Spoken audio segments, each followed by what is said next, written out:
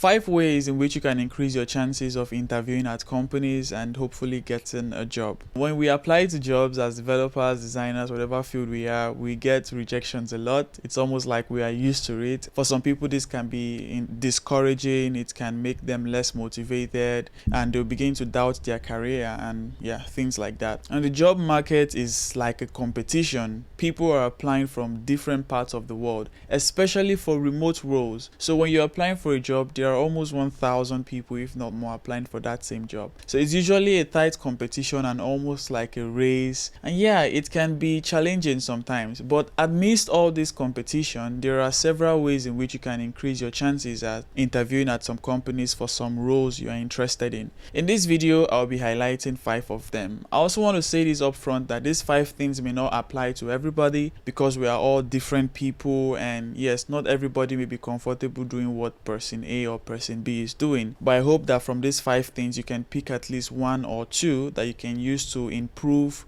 your career, improve your job application process, and hopefully get those interview shots at some companies.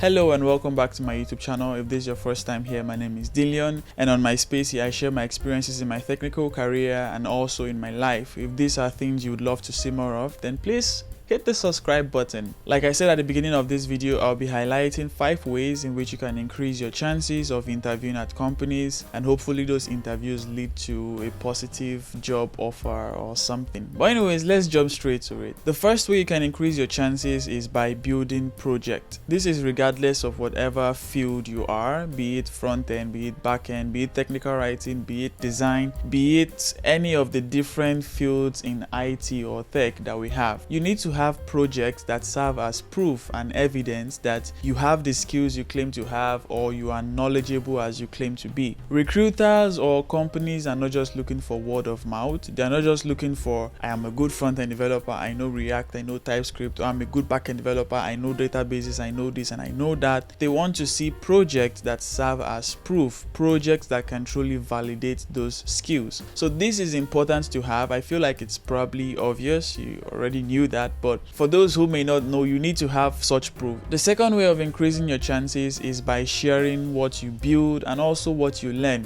You can do this by sharing it through articles or LinkedIn posts, Instagram posts, WhatsApp status, Twitter posts. Anywhere you are active, anywhere you have friends, anywhere you have anything like a community. By sharing, the goal here is establishing yourself and making the people around you know the kind of person that you are. An example I can make here with myself is I write articles a lot and I make videos a lot. When I do these things, I share it on my Twitter, I share it on my WhatsApp status, I share it on my Instagram story, wherever I can. This way, apart from just sharing informative content to people around me, people also know the kind of person that I am. I'm able to establish myself. For example, there are a few cases on Twitter where there is an open technical writing role or an open developer advocacy role and people tag me to it. If I wasn't able to share and make myself in a way known as this kind of person, I'll probably not be getting these opportunities or these tags on social media. So by establishing yourself, you increase your chances of getting access to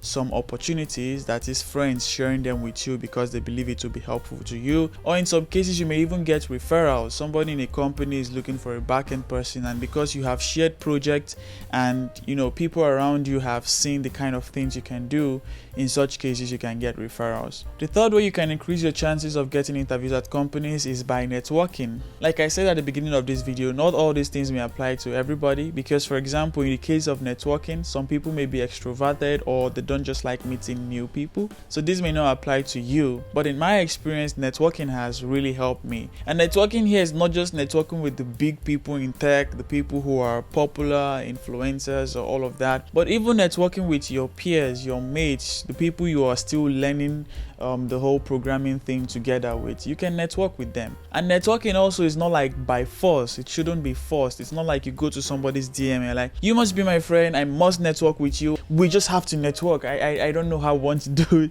No.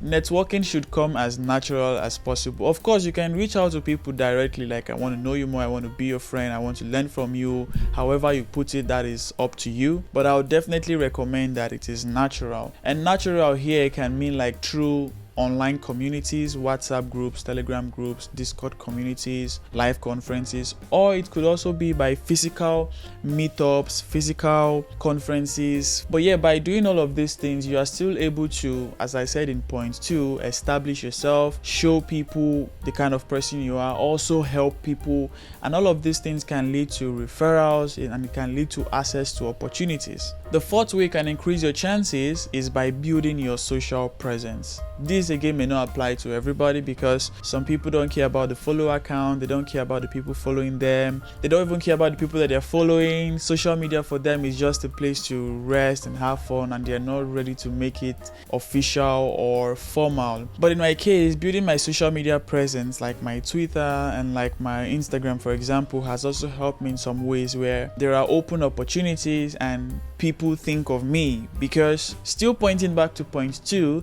by building my social media presence, I'm able to establish and make people aware of the kind of person that I am and the departments in tech that I am into. So when there are open opportunities, they can let me know by tagging me, or sometimes I may even get some form of referrals like, would you love to work in this company? I've seen what you do on your social media account, things like that. So by actively building your social media presence, you can increase opportunities too. So how do you do this? Managing your social media presence can be a tough work, probably something you even need to employ somebody for. But yeah, it may not come as easy for everybody. You don't have to have like the 1,000, 10,000, 100,000 followers. Still pointing back to point 2, by sharing what you build, sharing what you learn, establishing yourself, people would find reasons to want to follow you to see more, and that way you are building your social media presence. It doesn't have to be only Twitter, it could be Instagram, it could be Facebook, it could even be LinkedIn. Like in my experience, I've found that just by sharing informative content around JavaScript, around CSS, people follow me on there and some people also connect with me. So you can try this too. The fifth way you can increase your chances is by being intentional about your job applications. Now, applying for jobs is stress, right? Having your resume, writing the cover letter, filling all the input, your academic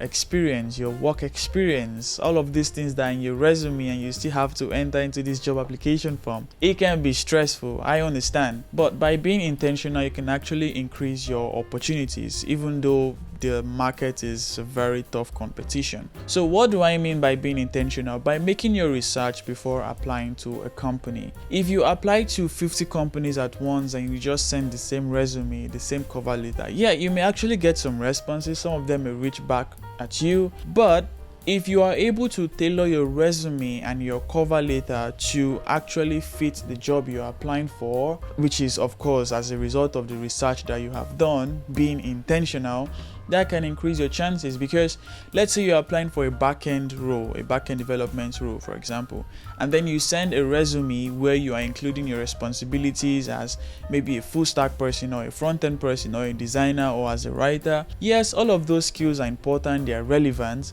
but for that particular job, they may not be relevant. That particular job may be demanding responsibilities like database management, architecture, and all those things, but then you are highlighting other useful skills but are not very relevant to the role. By tailoring your resume, tailoring your cover letter based on the research that you may have done, be it big or small, you show recruiters how interested you are in the job and you're not just applying randomly. Even if in truth you may just be applying randomly. I've also gotten feedback like this from some recruiters where they see how much research I actually put into the job I was applying for, how I was able to ask the right questions, how I was able to answer the right questions during interviews. And I mean, even if I still got rejection at the end of the day, that was quite some positive feedback, so you should definitely try it. So these are just 5 ways out of the numerous ways that there are. I mean, I would keep sharing the more I learn about these things, but as I said again in the beginning, all of these things may not apply to you. You may not be comfortable doing all of them. You may not even have the strength to write cover letters.